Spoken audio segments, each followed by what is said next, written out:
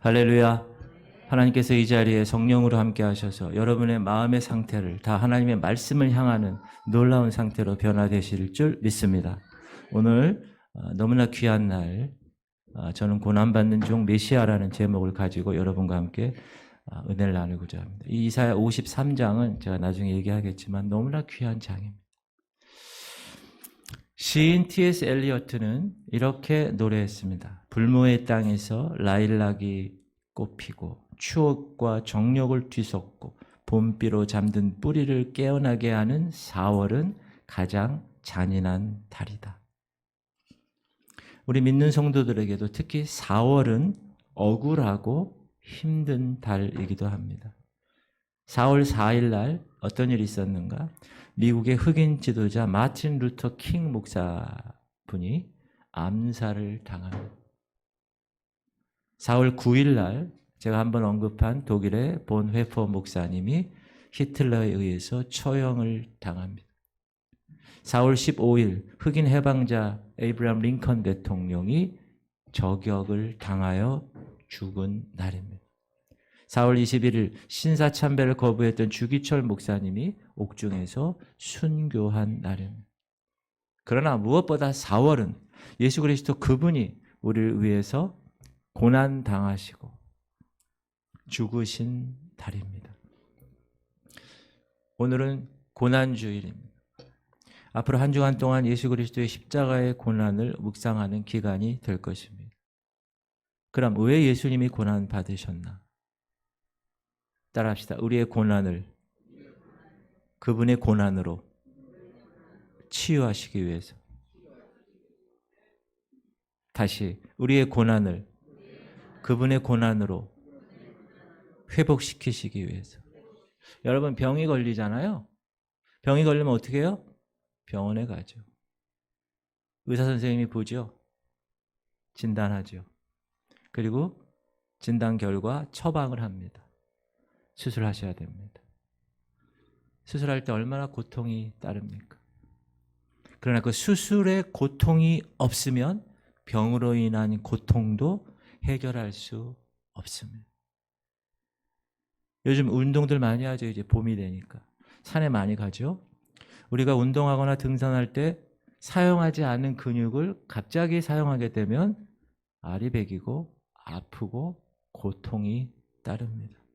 그러나 그러한 창조적 고통이 없이 몸을 건강하게 유지할 수 없는 것입니다. 마찬가지로 주님의 고난, 그걸 대속적인 고난이에요. 그분이 당할 고난이 아닌데 대신 지으신, 대신 당하신 고난. 그 고난은 왜? 고난을 치유하는 고난이었다. 우리가 죄에 대한 고난으로 인하여 죽을 수밖에 없는 그 상태를 그분의 고난을 통하여서 치유하신 고난이었다. 그럼 예수 그리스도의 십자가의 고난이 우리에게 어떤 의미가 있는가? 예수님 고난당하기 700년 전 선지자 이사야라는 사람이 환상을 통해서 예언된 주님의 고난이 오늘 이사야 53장에 한 절 한 절 기록되어 있습니다. 여러분 이스라엘에 가면 대학이 있겠죠. 그 대학에서 성경을 가르치겠죠. 히브리 대학 이런 데서. 그런데 창세기부터 쫙 가르치다가 이사야 다 가르치죠. 그러다가 가르치다가 이사야 53장이 딱 되면 54장으로 넘어가요. 가르치지 않아요. 왜 그렇죠? 그들에게 있어서는 메시아가 아직 오지 않았기 때문에 인정하지 않는 거예요. 그리고 그 중에서도 주이시 크리스찬, 유대인 중에서 크리스찬이 있어요. 그런 분이 이사야 53장을 가르칠 때는 문을 꼭 잠가놓고 비밀리에 이 53장을 이야기하고 가르칩니다. 그런데 오늘 2023년도 인천 지구촌 선교교회 사랑하는 하나님의 백성들에게 하나님께서 이 계시의 말씀을 열어주셨어요. 할렐루야. 이스라엘조차도 닫혀있는 그 예언의 말씀이 오늘 여러분에게 열려지기를 주의 이름으로 축원합니다. 그래서 오늘 이사야 53장 한 절 한 절 읽어가면서 고난받는 종 메시아에 대해서 한번 살펴보도록 하겠습니다. 1절에서 3절까지는 예수 그리스도의 고난의 생애를 이야기하는데 우리에게 설명하는, 예수님은 태어나실 때부터 어떻게 태어나셨는가? 아주 비천하게 태어나셨어요. 1절 시작. 우리가 전한 것을 누가 믿었느냐? 여호와의 팔이 누구에게 나타났느냐? 자, 우리가 전한 건 누가 믿었느냐? 이게 무슨 말이죠? 믿을 수 없을 만큼, 생각할 수 없을 만큼 낮아지고 비천하게 태어난 사람, 내가 얘기해도 너희들 믿지 못할 거야 라고 얘기하는, 그러나 그분은 만왕의 왕이셨고 그분은 하나님의 아들이셨어요. 그러나 이 땅에 태어나실 때는 믿을 수 없을 만큼, 정말 볼 수 없을 만큼 비천한 모습으로 태어나셨다.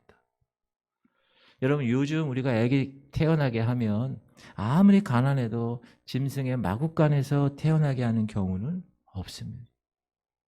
그러나 만왕의 왕이시요 만주의 주이신 그 예수님, 이 땅을 창조하시고 이 땅을 이끌고 가시는 그분은 그렇게 비천하게 태어나셨습니다. 그리고 나사렛이라는 곳에서 성장하십니다. 우리가 그분을 지칭할 때 뭐라 그래요? 나사렛 예수라고 말합니다. 나사렛 동네, 그러면 지금으로 말하면 최악의 달동네, 정말 비천한 동네를 말하는 곳입니다. 그래서 이사야는 이렇게 얘기합니다. 시작. 그는 주 앞에서 자라나기를 연한 순 같고 마른 땅에서 나온 뿌리 같아서 고운 모양도 없고 풍채도 없은즉 우리가 보기에 흠모할 만한 아름다운 것이 없도다. 계속해서 이사야 선지자는 그분, 그 메시아 그분을 어떻게 묘사합니까? 연한 순. 여러분, 연한 순이 얼마나 약해 보이죠? 그렇죠? 마른 땅에서 나온 뿌리, 정말 보잘것없는, 약하고 황폐하고 누구도 거들떠 보지 않는 그 비천한 모습으로 이 땅에 태어나셨다는. 요즘 아이들 가운데 얼짱이라는 말을 써요. 얼짱. 여러분, 얼짱이 무슨 말인지 아세요? 얼은 얼굴의 앞팻말이고 짱은 그 무리에서 대장이라는 거예요. 짱이야. 걔가 우리 학교의 짱이야. 그러니까 얼굴에서 가장 짱이야. 그러니까 얼굴이 가장 잘생겨고 잘 이쁘다, 뭐 이런 뜻입니다. 이 얼짱 문화를 부추긴 것이 루키즘, 그래서 이게 뭐 보이는 외모 지상주의에서 뿌리가 되었는데, 이게 뭐냐? 외모에 의해서 그 사람을 평가하는 거예요. 그 사람의 우열과 평가가 외모를 통하여 달라지는 거예요. 인간의 성패가 외모에 의해서 좌우된다고 외모에 집착하는 현상을 말하며, 그래서 어느 정도로 그게 만연되어 있느냐? 죄를 범한 범죄자가 있어요. 근데 사진에 딱 나왔는데 얼짱이야. 그러면 괜찮다는 거예요. 예전에 계곡살이 사건에 있었던 그 여자 얼굴이 딱 뜨니까 사람들이 다 댓글에다 이뻐요 어쩌고 이렇게 올려놓는 거예요. 그런 시대가 되었다는. 동성애를 해도 얼굴 잘생기고 이쁘면 그 동성애가 용납되는 시대에 여러분은 살고 있습니다. 그 사람의 가치관, 그 사람의 삶의 태도 별로 중요하지 않게 생각합니다. 모든 것을 신체적, 외형적 이미지로 기준으로 판단하고 살아가는 시대가 되었습니다. 그런데 오늘 본문에서 이사야 선지자는 뭐라 그럽니까? 예수님에 대해서, 예수님의 외모에 대해서 얘기하는 거예요. 고운 모양도 없다. 뷰티, 아름다움도 없다는 거예요. 풍채도 없다. attraction, 매력도 없다는 거예요. 흠모할 만한 아름다운 것, appearance, 외모도 없다는 거예요. 누가? 하나님의 아들이신 그분. 사랑하는 성도님들, 외모 지상주의에 살고 있는 우리에게 오늘 성경은 이야기합니다. 우리의 진정한 자아는, 따라합시다, 겉사람이 아니라, 외모가 아니라 속사람이다. 할렐루야. 여러분, 이력서 써보셨어요? 이력서? 우리가 어디 회사에 취직할 때나 또는 학교 들어갈 때 자기소개서, 이력서 이런 걸 씁니다. 많이 써보신 분도 계실 거예요. 저도 몇 번 쓴 적이 있는데, 그런데 오늘 예수 그리스도의 이력서를 한번 볼까요? 예수 그리스도의 보잘것없는 이력서. 첫 번째, 학력이 없으십니다. 가난한 목수의 아들입니다. 바닷가에서 험한 일 하는 어부들과 함께 끌고 다니시다가 처형된 사람입니다. 그분은 머리 둘 곳이 없는 가난뱅이, 지금 얘기하면 홈리스, 집이 없어요. 그는 결혼도 하지 않았어요. 한창 때, 33살. 33살이면 얼마나 한창 때. 그때 그는 가장 치욕적인 십자가 형틀에서 처형된 실패자로 기록될 수 있는 사람입니다. 왜 하나님의 아들이라는 분이 이렇게 사셨을까? 왜 모든 세상의 주인이라고 하는 분이 이 땅에서 이렇게 보잘것없는 모습으로 사셨을까? 그 이유가 있습니다. 따라합시다. 가장 불쌍한 인간까지 이해하시기 위함입니다. 가장 천하고 천한 사람까지 이해할 수 있는 분. 3절은 그를 이렇게 얘기합니다. 시작. 그는 멸시를 받아 사람들에게 버림받았으며 간고를 간고를 많이 겪었으며 질고를 하는 자라. 마치 사람들이 그에게서 얼굴을 가리는 것 같이 멸시를 당하였고 우리도 그를 귀히 여기지 아니하였도다. 그분은 멸시받는 사람을 위해서 멸시받으셨어요. 그분은 간고를 겪은 사람, 간고가 뭐죠? 슬픔이라는 거예요. 슬픔, sorrow, 슬픔. 이 슬픔을 당한 사람을 위해서 슬픔을 당하셨다는. 질고, suffering, 아픔이라는 거예요. 그 질고받은 사람을 위해서 자기 자신이 그 질고의 아픔을 경험했다는. 그런데 사람들이 그분을 뭐라 그럽니까? 사람들이 그에게서 얼굴을 가리는 것 같이 사셨어요. 여러분, 우리가 언제 얼굴을 가리죠? 특히 여자분들? 못 볼 걸 볼 때, 비참한 것을 보았을 때 얼굴을 가립니다. 모든 사람들이 예수 그리스도를 바라볼 때 그렇게 봤다는 거예요. 문둥이처럼 취급할 정도로 비참한 존재였다. 쉽게 말하면 하나님의 아들 되신 그분이 이 땅에 육신의 몸으로 사람의 모양으로 나타나신 사건은 저와 여러분이 구더기가 되는 것보다 더 자기를 비하한 사건이었다라는 것입니다. 그래서 예수 그리스도를 예표한 다윗은 이렇게 시편에서 고백합니다. 시작. 나는 벌레요 사람이 아니라 사람의 비방거리요 백성의 조롱거리니이다. 사람의 비방거리고 사람의 조롱거리로 이 땅에 오셔서 삶을 살았던 그분. 사람들이 보기에 절대 실패의 모습이었던 그분. 그러나 하나님께서 그를 어떻게 하십니까? 모든 이름 위에 뛰어난 이름을 주시고 하나님 아버지의 뜻을 이루게 하셨다는 사실입니다. 그분이 이 땅에 오신 목적이 하나님 아버지의 뜻을 이루는 것이라는, 죄 문제로 인해서 하나님 아버지 앞에 나아갈 수 없는 저와 여러분을 위해서 아버지 하나님과 우리가 하나게 되게 하는 것, 그 죄 문제를 십자가 자기 자신의 죽음으로 해결하는 것, 그러기 위해서 인간이 되어서 죽는 것, 이것이 하나님 아버지의 뜻이에요. 그래서 그 뜻을 이루기 위해서 이 땅에 오셨다는 거예요. 저는 서울 촌놈이라 그 보리 이삭에 관해서 잘 모르는데, 보리 이삭이 자라면 한 포기 이삭에 450알 정도 열린대요. 대단히 많이 열리네요. 그러나 처음 돋아난 줄기가 그 많은 나달을 떠받칠 수가 없습니다. 그래서 그대로 놔두면 나중에 한 80알 내지 90알 정도밖에 열리지 않는데요. 손해잖아요. 그래서 농부가 보리가 싹을 내기 시작하면 여러분 어떻게 하는지 아세요? 시골에 사시는 분들, 그 어린 싹을 발로 밟습니다. 이때 이 허약한 보리 이삭 싹은 어떻게 될까요? 밟으면 다 꺾여 문드러지겠죠. 그러나 시간이 지나면 다시 보리싹이 일어나는데 그때는 그전보다 더 강한 줄기로 몇백 알 이삭이 열려도 문제가 없는 강한 이삭이 되는 것입니다. 사랑하는 성도님들, 우리가 어린 보리싹을 밟는 것을 불쌍하다고 생각하는 사람은 그 사물의 이치를 모르는 사람입니다. 구약의 요셉을 보십시오. 그의 생애 형들에게 팔리고 보디발 집에 가서 종으로 있는데 유혹당하고 아무런 죄 없는데 감옥에 들어가고 그렇게 살았던 요셉. 그런데 그 고난이 그 요셉을 통하여 하나님의 놀라운 일꾼으로 자리매김하는 것이 되었다. 사랑하는 성도님들, 혹시 지금 고난 가운데 있는 분 계십니까? 그 고난을 예수님처럼, 요셉처럼, 보리 이삭처럼 이겨내는 여러분 되시기를 바랍니다. 현재 고난은 장차 우리가 누릴 영광과 비교할 수 없기 때문에 그 고난을 이겨내면 예수님처럼 구원자로, 요셉처럼 대제국의 총리로, 또 몇백 알 이삭을 거두는 보리 이삭으로 하나님은 그를 통하여 영광을 허락하실 것입니다. 사랑하는 성도님들, 사람은 외모를 보지 않습니다. 사람은 저와 여러분의 뭘 봐요? 중심을 보십니다. 그러므로 인간의 외모 때문에 남들에게 보이는 것 때문에 여러분 열등감 갖지도 말고 우월감 갖지도 마시기 바랍니다.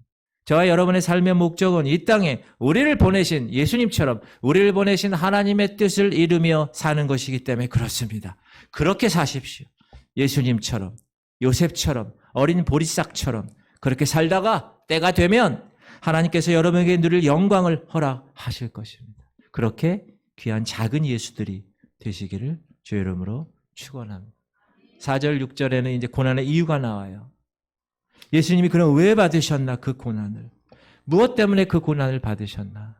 우리의 저주 때문에 받으신 거예요. 4절 상반절 시작. 그는 실로 우리의 질고를 지고 우리의 슬픔을 당하였거늘. 질고가 뭔가요? 질고.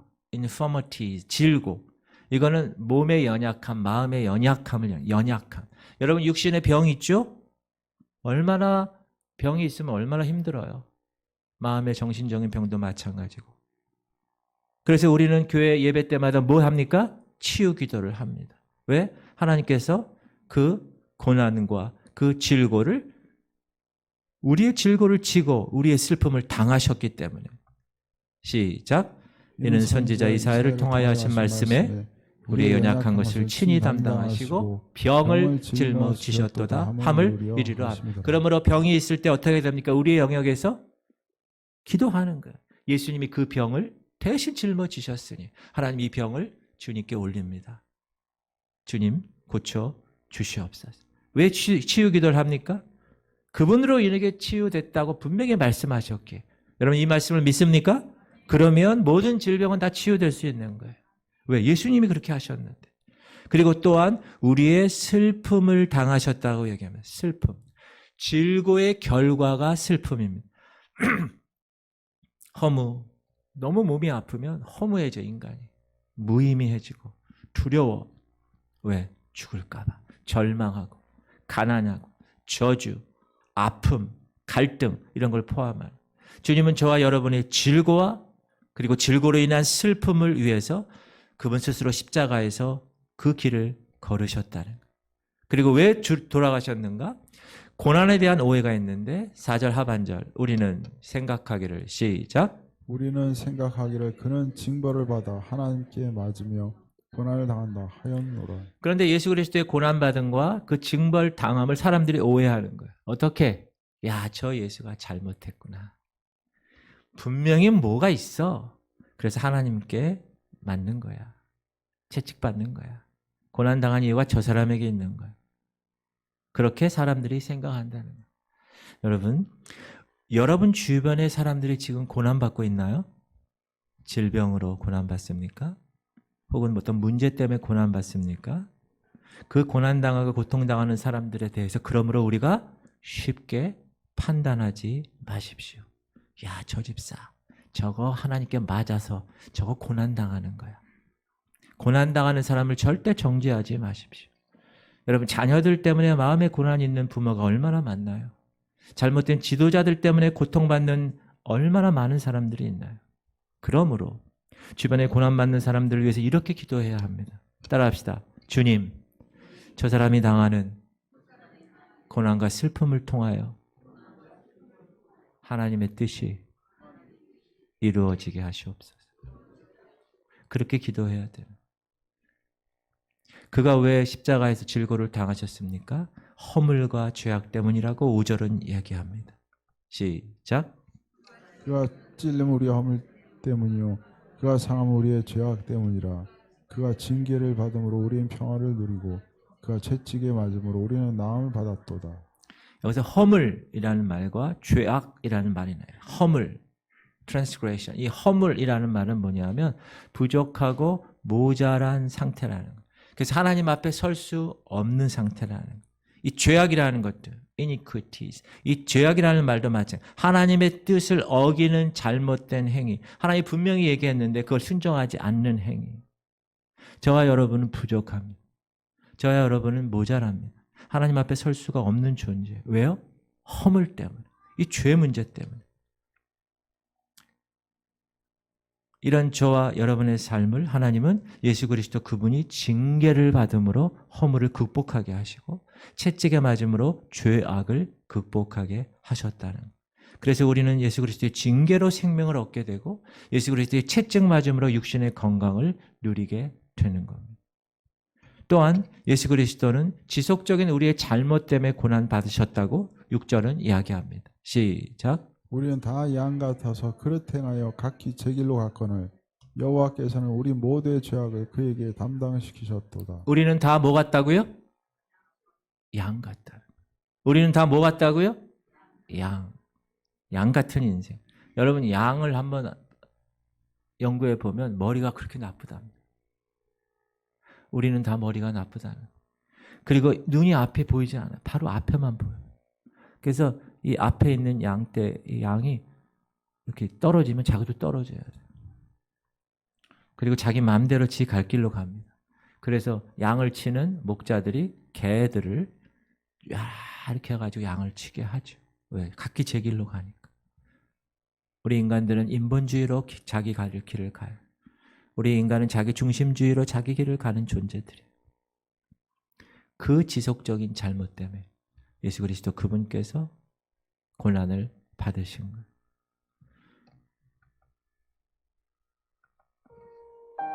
한번 보세요. 바다와 민물이 만나는 동해안 대종천 파도. 이른 오로지 아비로 살기 위해 이곳을 찾아오는 녀석들이 있다. 큰 가시고기다.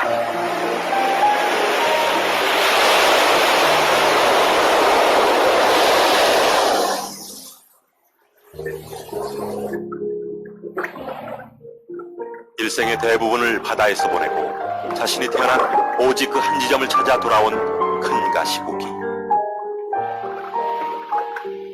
갈대뿌리 밑에 큰 가시고기 수컷 하나가 둥지를 짓고 있다. 큰 가시고기는 지구상 어류 중 둥지를 짓고 새끼를 키워내는 유일한 어종으로 알려져 있다. 4시간에 걸친 둥지 공사를 끝낸 후 큰 가시고기 수컷이 배가 불룩한 신부를 맞이한다. 암컷은 둥지 속으로 들어가자마자 바로 산란한다. 수컷은 암컷의 등을 자극해 산란을 돕는다.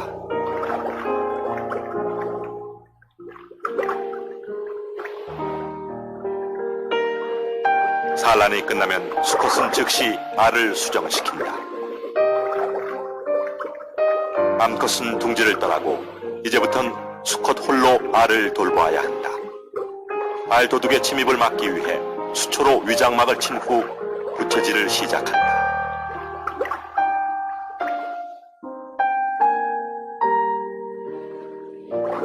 알 냄새가 가시자 주변은 어느새 깨끗이 정돈되고 부채질은 여전히 계속된다.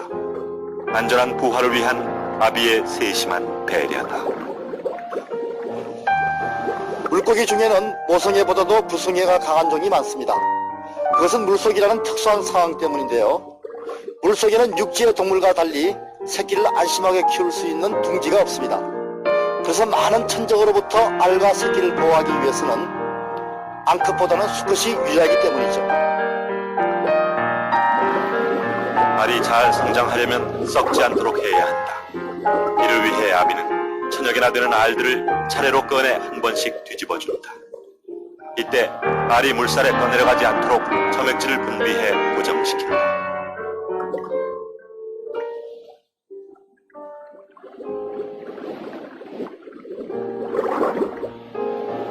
아비는 신선한 물을 쏘인 알들을 다시 둥지 안쪽으로 밀어넣는다.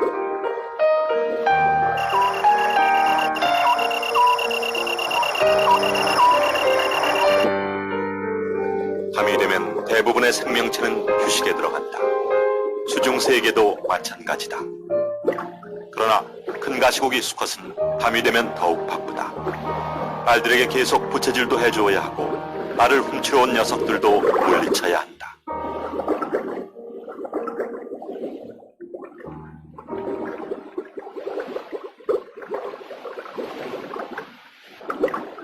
등가시를 세운 채 둥지로 접근하는 모든 적들을 단숨에 몰아낸다. 수컷은 이렇게 하루 24시간 잠도 자지 않은 채 알을 지킨다.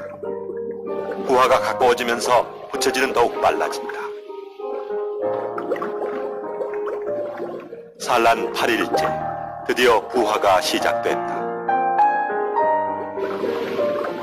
수컷은 주둥이로 알집을 눌러준다. 부화를 돕는 것이다.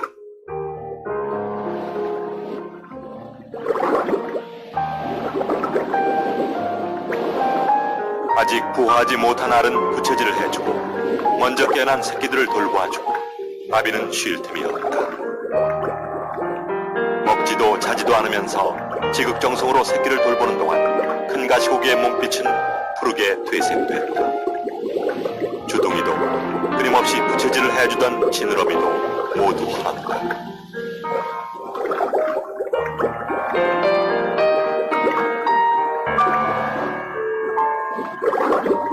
아비의 부성애로 생명을 얻은 녀석들은 수중 생활에 빠르게 적응해 나간다. 부화가 모두 끝난 후 아비는 최후를 맞는다. 새끼를 위해 자신의 모든 것을 다 바치고 생을 마감한다.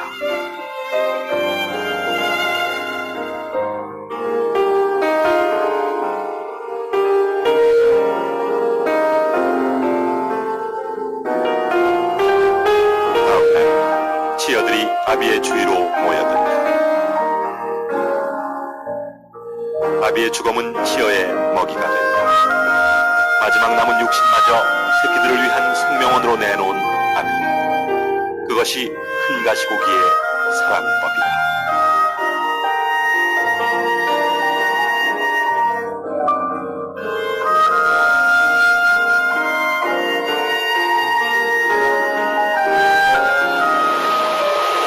아비의 사랑으로 태어난 녀석들은 이제 곧 바다로 나아갈 것이다. 그리고 다시 이곳으로 돌아와 자신의 아비가 맺은 뜨거운 구성애로 자신의 새끼를 키워낼 것이다.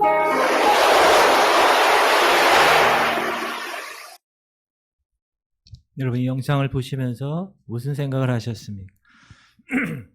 가시고기 수컷, 물고기 중에서 유일하게 둥지를 만들어 사는 고기, 주둥이로 강바닥에 모래를 펴내고 그곳에 둥지를 짓고 모래집에 수초까지 덮어 완벽한 산란의 보금자리를 꾸밉니다. 이 수컷은 이때부터 알을 보호하기 위해서 필사의 노력을 기울입니다. 몸집이 큰 물고기들과 처절한 싸움도 불사합니다. 알에 산소를 공급하기 위해서 부지런히 알을 넣고 꺼내는 작업도 있지 않습니다. 가시고기 수컷은 보통 15일 동안 아무것도 먹지 않은 채 알을 보호합니다. 그리고 알이 부화할 무렵 둥지에서 장렬하게 죽습니다. 영문도 모르는 치어들은 무심하게도 제 아비의 살을 뜯어먹으며 성장합니다. 가시고기는 치어를 위해 필사의 노력을 바치고 치어 후에는 자신의 몸까지 내어놓는 그 부성애로 가시고기의 부화율은 90%를 웃돕니다. 사랑하는 성도님들, 예수님은 지금 한 영혼의 부활을 위해서 십자가에서 자신의 살과 피를 쏟고 계십니다. 철없는 치어 같은 인류들에게 구원과 영생이라는 값진 선물을 주시기 위해 그분은 그렇게 십자가에서 돌아가셨습니다. 누구를 위해서요? 저와 여러분을 위해서. 그리고 이사야서는 7절에서 9절까지 고난의 특징을 이야기합니다. 예수님은 어떻게 하기 위해서 고난받으셨어요? 순종하기 위해서 고난받으셨어요. 어떤 순종입니까? 인류의 죄값을 대신 값을 치르는 순종입니다. 그것은 하나님의 뜻이었기 때문에 그래서 그는 순종하신 것입니다. 인류의 죄값을 치르시기 위해서 십자가를 그분은 지셨던 겁니다. 자, 하나님의 뜻 7절 한번 읽어볼까요? 그가 시작. 그가 곤욕을 당하여 괴로울 때에도 그의 입을 열지 아니하였으며 마치 도수장으로 끌려가는 어린 양과 털 깎는 자 앞에서 잠잠한 양같이 그의 입을 열지 아니하였도다. 예수님은 괴로웠어요. 왜? 인간의 몸으로 왔기 때문에. 그러나 입을 열지 않았어요. 첫사람 아담은 말이 많았습니다. 그러나 마지막 아담은 아무 말도 하지 않았어요. 불평하지 않았어요. 원망하고 변명하지 않았어요. 시비가 없었습니다. 사랑하는 성도님들 따라합시다. 순종하는 자는 말이 많지 않습니다. 불평하지 않고 순종하는 자의 입에는 항상 감사의 말이 있습니다. 주님 감사, 할렐루야 감사. 예수님의 고난은 남을 위한 고난이었습니다. 8절 읽어볼까요? 그는 시작. 그는 곤욕과 신문을 당하고 끌려갔으나 그 세대 중에 누가 생각하기를 그가 살아있는 자들의 땅에서 끊어짐은 마땅히 형벌받을 내 백성의 허물 때문이라 하였으리요. 곤욕이란 말은 육체적인 고난을 얘기해요. 물질적인 고난, 억누림을 얘기합니다. 예수님은 자기 자신의 죄도 아닌 저와 여러분의 죄를 위해서 십자가와 채찍을 감당하셨습니다. 그 대못에 못 박히고 그 창자리를 통하여서 물과 피를 다 흘리신 곤욕을 당한 것입니다. 한 미국 대학의 의과대학의 해부학 교수가 하워드 네츠키라는 교수가 예수님의 십자가형의 고통을 연구했습니다. 의학적으로 분석했습니다. 그리고 발표했습니다. 자, 몸의 체중이 두 손에 박힌 못에 매달리고 있기 때문에 살이 찢어지고 많은 피를 쏟고 통증이 심하다. 또한 가슴으로부터 팔에 이르는 그 근육이 극도로 늘어져서 팽창하므로 호흡 장애를 일으켜 숨을 쉴 수가 없어요. 이 근육이 움직여야 숨을 쉬는데 매달려 있으니까 숨을 쉴 수 없으니까 산소가 부족하니까 온몸에 경련이 일어난다. 그래서 십자가에 달린 이 죄수들은 이 증세를 조금이라도 완화시키기 위해서 어떻게 해요? 몸을 위로 이렇게 올릴 거 아니에요. 그때마다 체중이 발등에 꽂힌 못에 실리니까 그 발등에서의 고통이 더 가중됩니다. 설상가상이 돼요. 악순환이 계속되는 거죠. 그대로 매달려 있자니 너무나 고통스럽고 손은 찢어지고 근육이 당겨져 숨을 쉴 수 없고 숨을 쉬자고 발을 치켜 올리면 못 박힌 발의 상처가 말할 수 없이 쓰리고 고통스러운 주님은 이 고통을 무려 6시간 동안 당하셨습니다. 그리고 그분이 육체적인 곤욕뿐만 아니라 정신적인 신문도 받으십니다. 헤롯과 빌라도에 의해서 신문당하신 예수 그리스도 얼마나 정신적으로 힘드셨을까. 오늘 본문은 그 고난을 뭐라 그래요? 살아있는 자들의 땅에서 끊어지는 고난이라고 표현하고 있습니다. 여러분, 인류 역사에 훌륭한 업적을 남긴 사람들은 대부분 그런 고통스러운 현실과의 싸움에서 승리한 사람들입니다. 소설가 스티븐스는 결핵 말기의 고통 속에서 명작을 집필합니다. 테레사 수녀는 평생 자신을 괴롭힌 만성 두통을 참아내며 인류에게 사랑을 베풀었습니다. 빵새를 지은 파스칼은 청년 시절부터 자신을 괴롭혔던 그 온몸의 통증, 그것을 이겨내고 유명한 빵새를 남겼습니다. 그 유명한 베이토벤은 청각장애의 고통 속에서 불후의 명곡을 만들었습니다. 선교사 마틴은 폐결핵과 악전고투하며 인디언들에게 하나님의 복음을 전했습니다. 화가 르누아르는 류머티즘으로 고통 겪으면서 그림을 그렸어요. 그가 붓을 들어서 한번 움직일 때마다 그 얼굴에 그 고통의 땀방울이 맺혔습니다. 구세군 운동을 주관한 캐서린 부스 같은 사람, 내 삶에 있어서 단 하루도 고통스럽지 않은 날이 없었다 고백합니다. 사랑하는 성도님들, 고난은 사람을 새롭게 회복시키는 힘이 있습니다. 고난을 통해서 사람은 더 완전해지고 고난을 통해서 죄인이 구원받고 그 고난을 통해서 우리는 겸손을 경험하게 됩니다. 그러므로 여러분 삶 가운데 지금 고난이 있거나 시련이 닥쳤다면 사랑하는 성도님들 용기를 잃지 마시고 그 고난 뒤에 오는 그리스도의 영광, 하나님이 허락하실 그 영광을 기대하며 사시는 여러분 되시기를 주의 이름으로 축원합니다. 9절에 또 말씀 성취를 위해서 고난받으셨다고 얘기합니다. 시작. 그는 강포를 행하지 아니하였고 그의 입에 거짓이 없었으나 그의 무덤이 악인들과 함께 있었으며 그가 죽은 후에 부자와 함께 있었도다. 강포는 폭력을 말합니다. 폭력. 예수님이 폭력 사용했을까요? 아니요. 그분의 입에는 거짓이 없다고요. 그분은 진실만을 얘기했기 때문에. 여러분, 이렇게 하신 이유가 뭡니까? 약속의 말씀을 성취하기 위함입니다. 그리고 예수님의 무덤은 좌우 강도들과 함께 죽어서 악인들과 함께 있었다고 얘기하고 그가 죽은 후에 부자와 함께 있었다. 그는 부자인 아리마대의 요셉 무덤에 안치되셨습니다. 그러나 10절에서 12절까지 그 고난의 결과를 이야기합니다. 고난의 결과 하나님께 영광을 돌렸습니다. 10절 시작.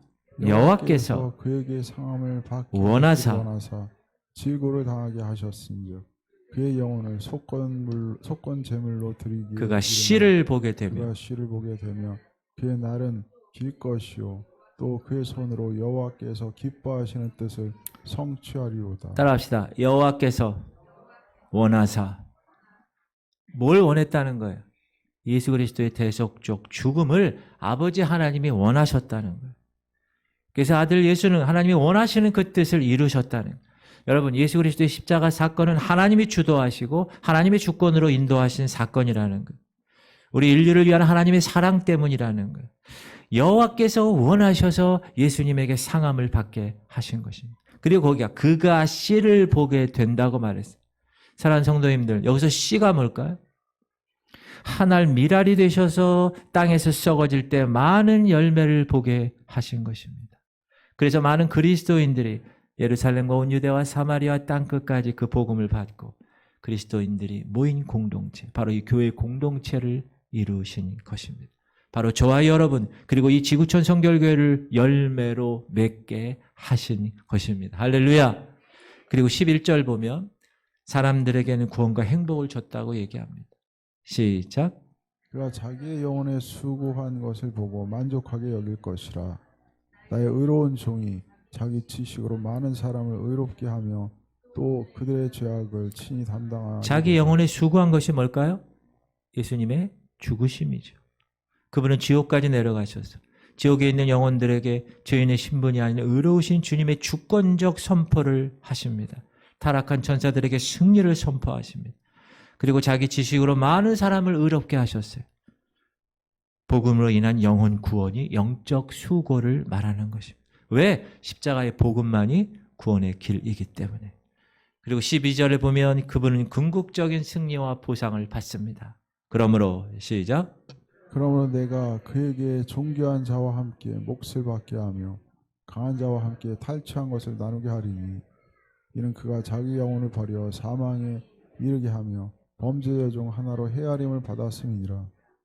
그러나 그가 많은 사람의 죄를 담당하며 범죄자를 위하여 기도하였느니라. 이 12절 말씀은 고난받는 예수님이 이 땅에서의 사명을 다하심으로 받을 영화를 이야기합니다.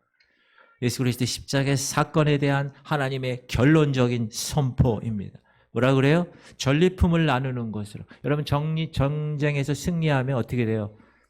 그 적국에 있는 모든 전리품을 다 갖는 것처럼 예수 그리스도의 십자가 사건을 통해서 범죄자들에게 구원의 빛을 주셨기 때문에 쉽게 말하면 나 여호와가 강하고 위대한 자들의 영예를 그에게 주겠다. 그는 기꺼이 자기 생명을 바쳐 범죄자처럼 되어서 많은 사람들의 죄를 짊어지고 그들이 용서받도록 기도했다. 여러분, 이 그리스도의 십자가 사건으로 우리 교회가 주님의 분깃이 된 것입니다. 저와 여러분은 마귀로부터 탈취된 성도가 된 것입니다. 할렐루야. 꼭 기억하시기 바랍니다. 사랑하는 성도님들, 지금은 사순절 기간, 오늘은 종료주일이고 오늘부터 고난주간이 시작될 것입니다. 그리고 그 고난 가운데 있는 그날의 금요일날 주님은 십자가에서 죽으십니다. 예수님의 생애는 고난의 생애였어요. 그 고난은 왜 고난이 그분에게 있었다고요? 여러분의 고난 극복의 기초가 되기 위해서. 예수님의 고난은 나 때문에, 우리 죄 때문에 회개하고 하나님의 거룩함에 참여하는 자격을 얻게 하시려고. 예수님의 고난은 하나님께 순종하기 위함이었어요. 그러므로 우리도 예수님을 닮아간다면 하나님께 순종하는 삶을 살아야 될 것입니다.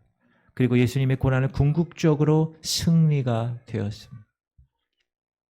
우리도 잠시 고난을 받을 수 있어요.